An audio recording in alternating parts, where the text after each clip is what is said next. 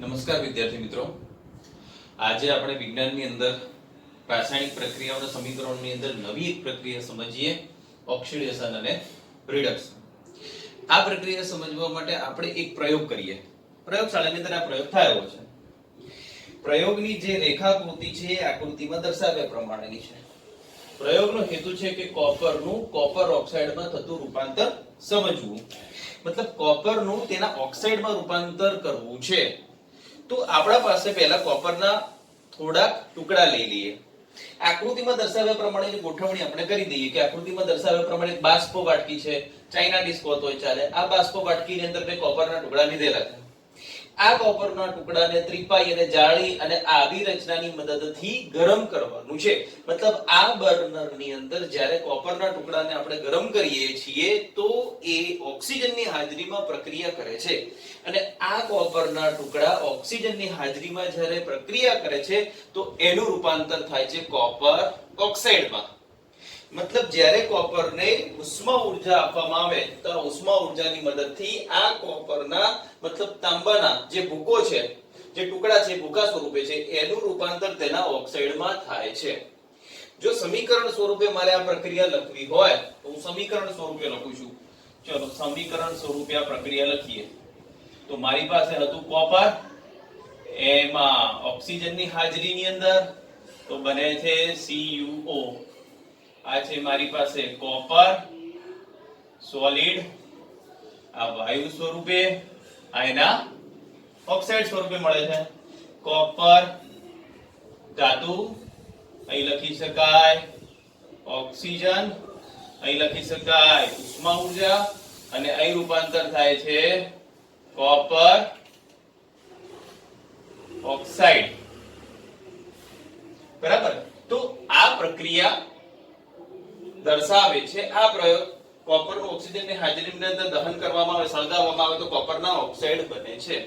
રાસાયણિક રીતે સંતુલિત કરી નાખીએ તો અહીંયા આગળ 2 મૂકવા પડે કેમ કે ઓક્સિજનના 2 અને કોપરના 2 છે માટે અહીંયા આગળ 2.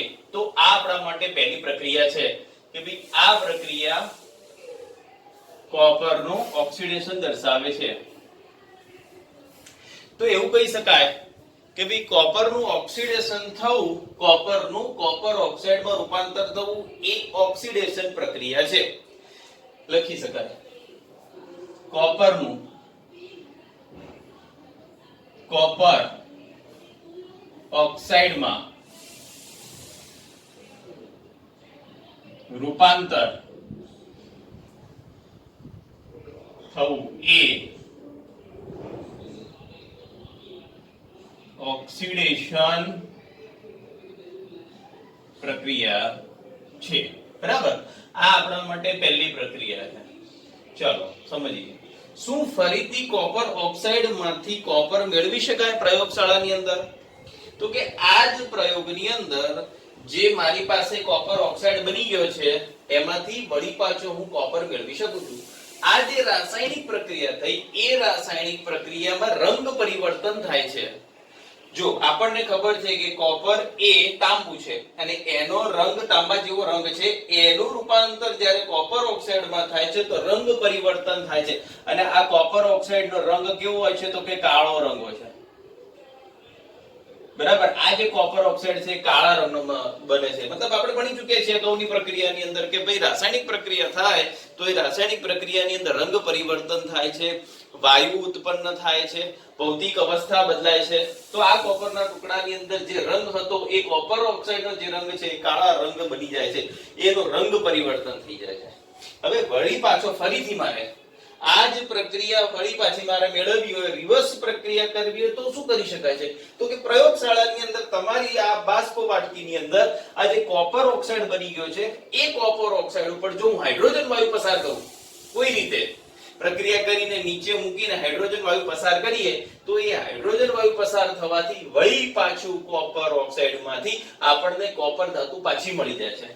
જો લખી શકાય સમીકરણ તરીકે સીધું લખીને કે તો પણ ખબર પડી જાય કે ભાઈ બીજી પ્રક્રિયા કોપર ઓક્સાઇડમાંથી કોપર ધાતુ મેળવવી. ભાઈ આ આપણો બીજો પ્રયોગ છે. તો લખી શકાય ભાઈ કે કોપર ઓક્સાઇડ ઉપરથી હાઇડ્રોજન વાયુ પસાર કરવાથી કોપર મેળવી શકાય છે. ચલો સમીકરણ તરીકે લખીએ તો CuO H2 આ ઘન અવસ્થા છે, આ વાયુ અવસ્થા છે. અહીં લખી શકાય Cu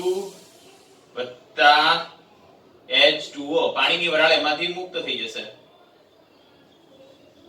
બરાબર. આ છે કોપર ઓક્સાઇડ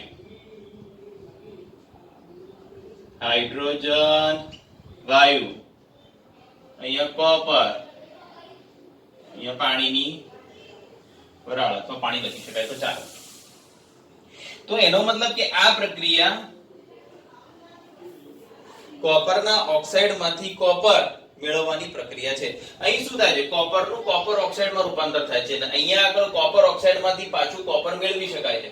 મતલબ આ પ્રક્રિયાને કહી શકાય ઓક્સિડેશન પ્રક્રિયા, આને કહી શકાય રિડક્શન પ્રક્રિયા. તો સામાન્ય રીતે વ્યાખ્યા સમજીએ તો એવું કહી શકાય કે ભાઈ જે રાસાયણિક પ્રક્રિયામાં અહીંયા કોપર એકલો હતો અને અહીંયા કોપરનો ઓક્સાઇડ છે, મતલબ અહીંયા કોપર ને અહીંયા ઓક્સિજન જોડાય છે. તો સિમ્પલ એક વ્યાખ્યા એવી લખી શકાય કે ભાઈ જે રાસાયણિક પ્રક્રિયા દરમિયાન આપેલા પદાર્થ સાથે ઓક્સિજન જોડાય છે, સમજો ઓક્સિજન જોડાય છે, તેવી રાસાયણિક પ્રક્રિયાઓને ઓક્સિડેશન પ્રક્રિયા કહે છે. મતલબ ઓક્સિજન મેળવે છે અને અહીંયા આગળ ઓક્સિજન હતો જ અને આ ઓક્સિજન અહીંથી છૂટો પડી જાય છે, અહીં માત્ર શું થઈ જાય છે? કોપર. તો જે રાસાયણિક પ્રક્રિયાની અંદર ઓક્સિજન દૂર થતો હશે તેવી રાસાયણિક પ્રક્રિયાઓને રિડક્શન પ્રક્રિયા કહે છે. ટૂંકમાં લખું તો લખી શકાય ઓક્સિજન મેળવે છે, અહીંયા ઓક્સિજન ગુમાવે છે. તો હવે આપણને ખબર પડે છે કે ભાઈ ઓક્સિડેશન ની પ્રક્રિયામાં ઓક્સિજન મેળવે, રિડક્શન ની પ્રક્રિયામાં ઓક્સિજન ગુમાવે તેવી રાસાયણિક પ્રક્રિયાઓને ઓક્સિડેશન અને રિડક્શન કહે છે. આપણે એક પ્રયોગ દ્વારા સમજી ચૂક્યા કે ભાઈ કોપરના ટુકડાને ઓક્સિજનની હાજરીમાં સળગાવવામાં આવે તો એ કોપર ઓક્સાઇડ બને. મતલબ કોપર ઓક્સિજન સાથે સંયોજન એના ઓક્સાઇડ બનાવે છે અને એ જ ઓક્સાઇડ ઉપરથી હાઇડ્રોજન વાયુ પસાર કરવામાં આવે તો એમાંથી ઓક્સિજન દૂર થઈ જાય છે. તો જે રાસાયણિક પ્રક્રિયા દરમિયાન આપેલો પદાર્થ ઓક્સિજન મેળવે, હા પણ એમાં બીજું પણ એક છે, એ આપણે પછી જોઈએ. ઓક્સિજન મેળવે તેને કહેવામાં આવે છે ઓક્સિડેશન પ્રક્રિયા. જે રાસાયણિક પ્રક્રિયામાં ઓક્સિજન ગુમાવે તેને કહેવામાં આવે છે રિડક્શન પ્રક્રિયા. તો આ એક પ્રયોગ છે. આ પ્રયોગ ઉપરથી આપણે સમજવાની શરૂઆત કરી છે. બરાબર. તો આ પ્રયોગ ઉપરથી આપણે હવે વ્યાખ્યા લખી શકીએ કે ભાઈ ઓક્સિડેશન કોને કહેવાય અને રિડક્શન ની વ્યાખ્યા કઈ છે. તો હું અહીંયા આગળ વ્યાખ્યા લખું છું. આપણે પહેલા સમજીએ ઓક્સિડેશન. ચલો હવે આપણે સમજીએ ઓક્સિડેશન પ્રક્રિયા. પ્રયોગ તો આપણે સમજી ચૂક્યા છીએ. બરાબર. ચલો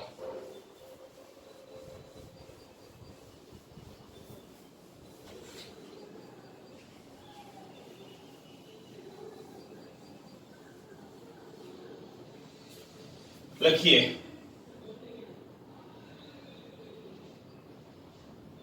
ઓક્સિડેશન પ્રક્રિયા. તો કે જે રાસાયણિક પ્રક્રિયામાં આપેલ પદાર્થ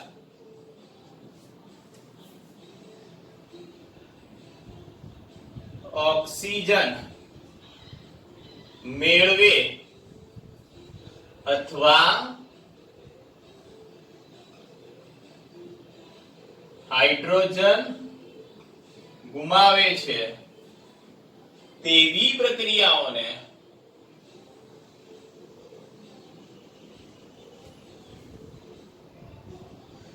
ઓક્સિડેશન પ્રક્રિયા કહે છે.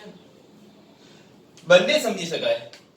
જે રાસાયણિક પ્રક્રિયામાં આપેલો પદાર્થ ઓક્સિજન મેળવે અથવા હાઇડ્રોજન ગુમાવે, બંને ચાલે. જેમાં ઓક્સિજન મેળવે છે અથવા હાઇડ્રોજન ગુમાવે છે, આવા આપણે ઉદાહરણ જોઈશું. તેવી રાસાયણિક પ્રક્રિયાઓને ઓક્સિડેશન પ્રક્રિયા કહે છે. એક ઉદાહરણ ફરીથી લઈએ તો દાખલા તરીકે ધ્યાન આપો.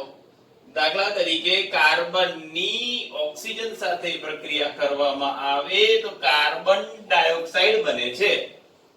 કાર્બન એકલો હતો, એના સાથે કોઈ પણ પદાર્થ જોડાયેલો નથી. ઓક્સિજન સાથે પ્રક્રિયા કરવામાં આવે તો કાર્બન ડાયોક્સાઇડ બને છે. મતલબ અહીંયા કાર્બનના ડાયોક્સાઇડ બને છે, અહીંયા કાર્બન જોડાઈ જાય છે એના સાથે. મતલબ આ પ્રક્રિયાને ઓક્સિડેશન પ્રક્રિયા કહેવાય. અગાઉ પણ આપણે ભણી ચૂક્યા હતા હમણે એ જ કે મેગ્નેશિયમને ઓક્સિજનની હાજરીમાં સળગાવવામાં આવે. આપણી પહેલી પ્રક્રિયા મેગ્નેશિયમની પટ્ટીવાળી, તો એમાંથી પણ આપણને મળે છે મેગ્નેશિયમ ઓક્સાઇડ. અહીં સમીકરણ સંતુલિત નથી, આપણે સમજી ચૂક્યા છીએ કે અહીંયા બે. અને છેલ્લી આપણી પ્રક્રિયા જે છે કે આપણે ભણી ચૂક્યા, કોપરને ઓક્સિજનની હાજરીમાં સળગાવવામાં આવે તો કોપર ઓક્સાઇડ, અહીંયા બે ને અહીંયા બે. તો આ ત્રણે ત્રણ જે પ્રક્રિયા છે, આ ત્રણે ત્રણ પ્રક્રિયા, આ નંબર 1, આ નંબર 2, આ નંબર 3, તો આ ત્રણે ત્રણ પ્રક્રિયાની અંદર આપેલો પદાર્થ ઓક્સિજન સિવાય છે પ્રક્રિયકોમાં. અહીંયા ઓક્સિજન નથી, અહીંયા ઓક્સિજન નથી, અહીંયા ઓક્સિજન નથી. જ્યારે એને હવાની હાજરીની અંદર ઓક્સિજન સાથે પ્રક્રિયા કરાવવામાં આવે તો એની સાથે ઓક્સિજન જોડાય છે. તો અહીં લખી શકાય ભાઈ કાર્બન, મેગ્નેશિયમ અને કોપર નું ઓક્સિડેશન થાય છે. લખી શકાય અહીં સી કાર્બન, મેગ્નેશિયમ અને કોપર નું ઓક્સિડેશન થાય છે. મતલબ ઓક્સિજન સંયોજાય, ઓક્સિજન મેળવે છે. આ બધા ઓક્સિજન મેળવી એને જ કહેવામાં આવે છે ઓક્સિડેશન. ચલો અહીંયા આગળ આપણે બીજી પ્રક્રિયા લખી શકાય. ચલો લખીએ કે ભાઈ રિડક્શન પ્રક્રિયા. તો આનાથી વિરોધી જે રાસાયણિક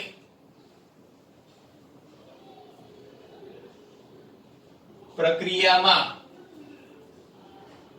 આપેલ પદાર્થ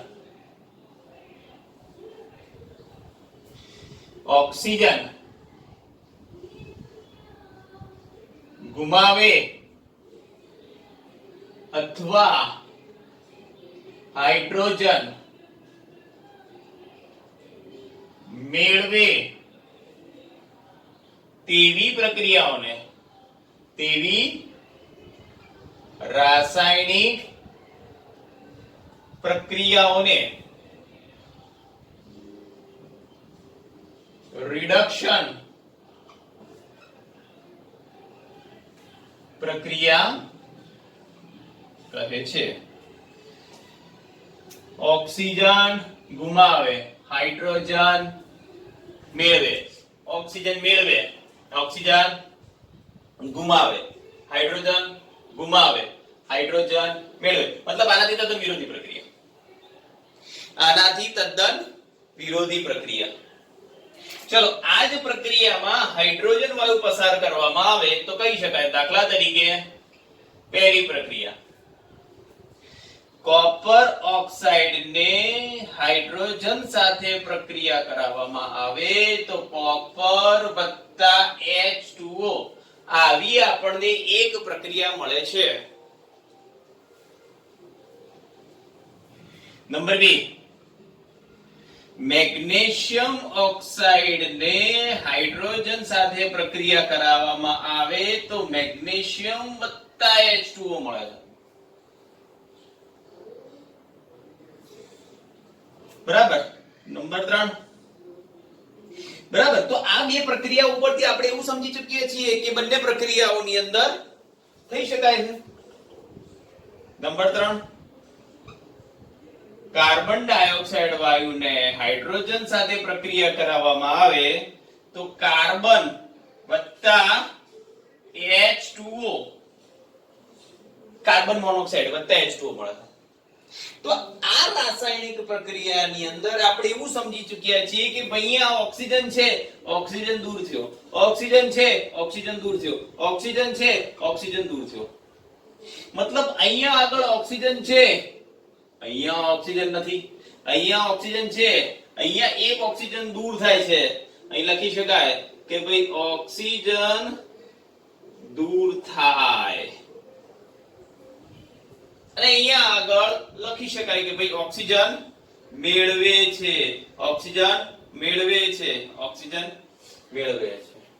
તો ટૂંકમાં એવું સમજી જાઓ મિત્રો કે જે રાસાયણિક પ્રક્રિયા દરમિયાન આપેલો પદાર્થ ઓક્સિજન મેળવે તેને ઓક્સિડેશન, અને આપેલો પદાર્થ ઓક્સિજન ગુમાવે એને રિડક્શન તરીકે ઓળખવામાં આવે છે. ઓક્સિડેશન અને રિડક્શન પરસ્પર વિરોધી પ્રક્રિયા કહી શકાય. ઓક્સિજન મેળવે અથવા હાઇડ્રોજન ગુમાવે, ઓક્સિજન ગુમાવે અથવા હાઇડ્રોજન મેળવે. આવી રાસાયણિક પ્રક્રિયાઓને ઓક્સિડેશન અને રિડક્શન પ્રક્રિયા કહે છે. બરાબર. સારું, ચલો આગળ જોઈએ. તો કે હવે આવે છે કે ભાઈ રેડોક્સ પ્રક્રિયા કોને કહેવાય? બંને ભેગી થતી હોય એવી પ્રક્રિયા ખરી? તો રેડોક્સ પ્રક્રિયા કોને કહેવાય? હવે પછીનો નવો મુદ્દો આપણે લઈએ, રેડોક્સ પ્રક્રિયા અથવા ઓક્સિડેશન રિડક્શન ભેગી પ્રક્રિયા થતી હોય. રેડોક્સ પ્રક્રિયા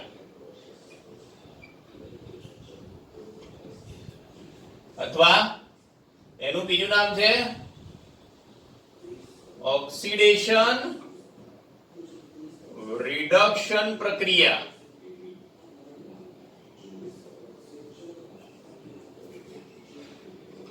તો જે રાસાયણિક પ્રક્રિયા દરમિયાન કોઈ આપેલી પ્રક્રિયાની અંદર કોઈ પ્રક્રિયક ઓક્સિજન ગુમાવે અને કોઈ પ્રક્રિયક ઓક્સિજન મેળવે, બે ભેગી થતી હોય.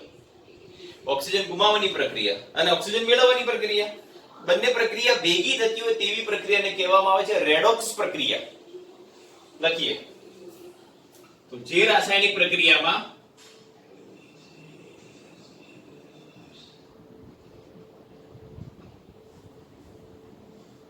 કોઈ પદાર્થ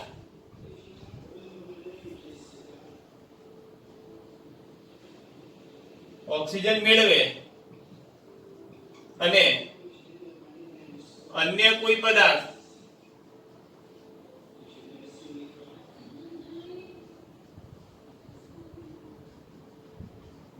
ગુમાવે, અથવા એવું પણ લખી શકાય કે કોઈ પદાર્થ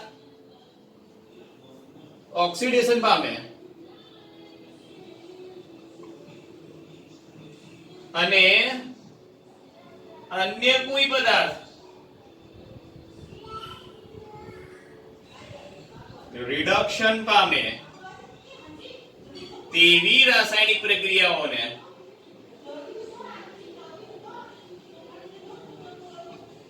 રેડોક્સ પ્રક્રિયા કહે છે.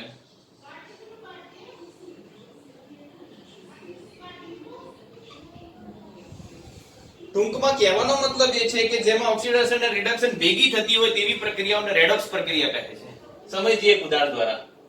લખો દાખલા તરીકે ધ્યાન આપો. CuO કોપરના ઓક્સાઇડ એની હાઇડ્રોજન સાથે પ્રક્રિયા કરવામાં આવે તો Cu H2O. બરાબર. આ એક જ પ્રક્રિયા છે. આ પ્રક્રિયાની અંદર આ કોપર ઓક્સાઇડ જુઓ અને આ હાઇડ્રોજન જુઓ, આ ઓક્સાઇડ જુઓ અને આ હાઇડ્રોજન જો તો અહીંયા આગળ કોપર ઓક્સાઇડ લખી શકાય, ઉપર શું લખી શકાય કે ભાઈ ઓક્સિજન ગુમાવે છે. અહીં લખી શકાય ઓક્સિજન મેળવે છે. મતલબ આ પ્રક્રિયા કઈ હશે? ઓક્સિડેશન. અને આ પ્રક્રિયા ઓક્સિજન ઓક્સિડેશન. આ પ્રક્રિયાની અંદર આપેલો પદાર્થ ઓક્સિજન મેળવે છે અને આ પ્રક્રિયાની અંદર આપેલો પદાર્થ ઓક્સિજન ગુમાવે છે. મતલબ આ થશે આપણા માટે ઓક્સિડેશન પ્રક્રિયા.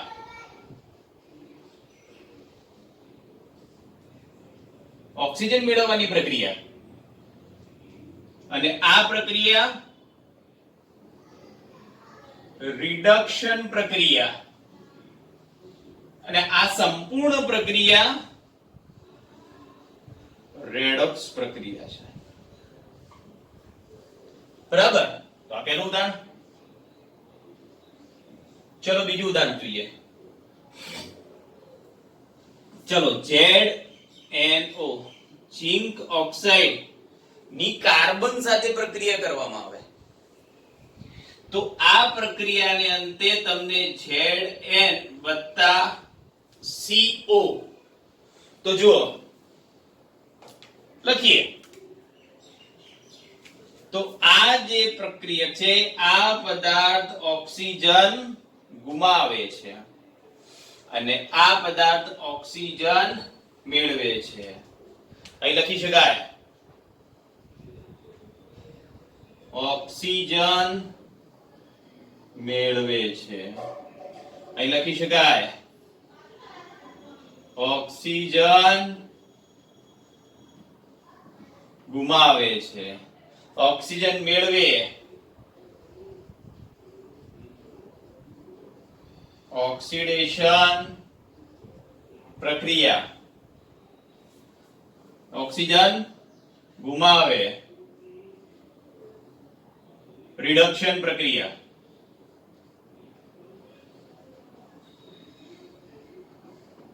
બરાબર?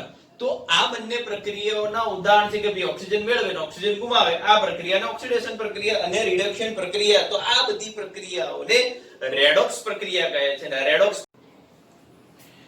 એક ત્રીજી રાસાયણિક પ્રક્રિયા છે એ પણ સમજી લઈએ. રેડોક્સ પ્રક્રિયાનું ઉદાહરણ સરસ છે.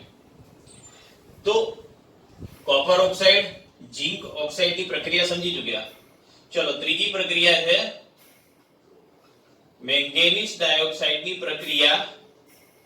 હાઇડ્રોક્લોરિક એસિડ સાથે પ્રક્રિયા કરવામાં આવે તો મેંગેનીઝ ક્લોરાઇડ વત્તા H2O વત્તા Cl2 આપણને આ પ્રકારે મળે છે. જોઈ લઈએ રાસાયણિક રીતે સંતુલિત સમીકરણ છે કે નહીં. ક્લોરીનના 2 ને 2 4 નિપજમાં છે. અહીંયા ક્લોરીનના માત્ર 1 જ છે મતલબ અહીંયા 4 મૂકી દઈએ. ચલો ક્લોરીનના 4 થઈ ગયા. હાઇડ્રોજનના કેટલા છે? 2. અહીંયા હાઇડ્રોજનના કેટલા છે? 4. તો અહીંયા આગળ મૂકી દઈએ 2. તો આ રાસાયણિક રીતે સંતુલિત પ્રક્રિયા તો થઈ ગઈ. તો આ રાસાયણિક રીતે સંતુલિત પ્રક્રિયામાં હવે ઓક્સિડેશન અને રિડક્શન કેવી રીતે થાય છે સમજી લઈએ. અહીંયા આગળ મેંગેનીઝ ડાયોક્સાઇડ ઓક્સિજન ગુમાવે છે. લખી શકાય ઓક્સિજન ગુમાવે છે. મતલબ આ રિડક્શન પ્રક્રિયા છે કે જે રાસાયણિક પ્રક્રિયામાં આપેલો પદાર્થ ઓક્સિજન ગુમાવે. ચલો અહીંયા આગળ ક્લોરીન છે એની સાથે હાઇડ્રોજન છે તો અહીં જો અહીંયા આગળ ક્લોરીન મુક્ત થઈને એકલો થઈ જાય છે.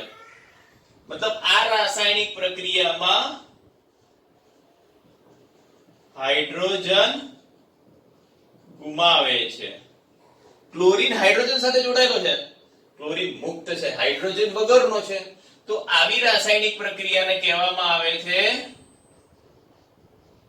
ઓક્સિડેશન પ્રક્રિયા.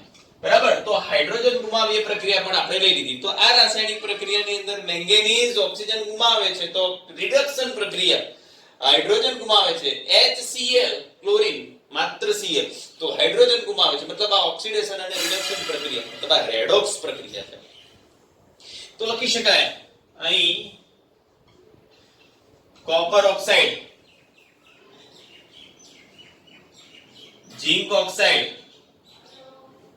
અને મતલબ કોપર ઓક્સાઇડ નું શું થાય છે રિડક્શન, ઝિંક ઓક્સાઇડ નું શું થાય છે રિડક્શન અને મેંગેનીઝ ડાયોક્સાઇડ નું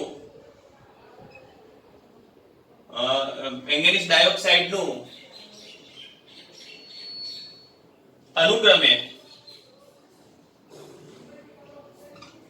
આમાં શેમાં કોપરમાં, આનુશેમાં ઝિંકમાં અને અનુશેમાં MnCl2 માં રિડક્શન થાય છે.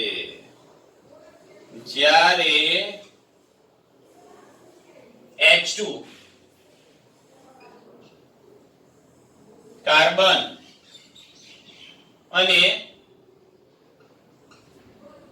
HCl નું અનુક્રમે H2O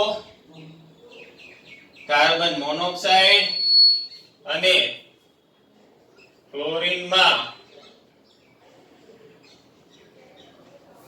ઓક્સિડેશન થાય છે. મતલબ આ પ્રક્રિયાઓની અંદર ઓક્સિડેશન એટલે કે ઓક્સિડેશન અને રિડક્શન બે પ્રક્રિયાઓ ભેગી થતી હોય તેને રેડોક્સ તરીકે ઓળખવામાં આવે છે. બરાબર. તો સમીકરણથી તો આપણે સંપૂર્ણ રીતે સમજી ચૂક્યા. વ્યવહારની અંદર પણ આવી આપણી ઓક્સિડેશન અને રિડક્શનની પ્રક્રિયાઓ થતી હોય છે. દાખલા તરીકે આપણે લોખંડ છે એને હવામાં કે ભેજની હાજરીમાં રાખીએ છીએ તો એના ઉપર કાટ લાગી જાય છે. મતલબ એ આયર્ન ઓક્સાઇડ છે લોખંડનું કટાવું. બીજી પણ ઘણી એવી ધાતુ છે દાખલા તરીકે ચાંદી છે એના ઉપર કાળાશ આવી જાય છે, તાંબુ છે એના ઉપર લીલા ક્ષાર બાજી જાય છે. તો એસિડની હાજરીની અંદર હવામાનના ભેજની હાજરીની અંદર એનું ક્ષયન થાય છે. આ પ્રક્રિયાને ક્ષારણ પ્રક્રિયા કહે છે. મતલબ વ્યવહારની અંદર આપણે આવી ઓક્સિડેશન પ્રક્રિયાઓ જોઈએ છીએ. બીજી પણ ઘણી એવી પ્રક્રિયાઓ છે દાખલા તરીકે આપણા ખાદ્ય પદાર્થો છે.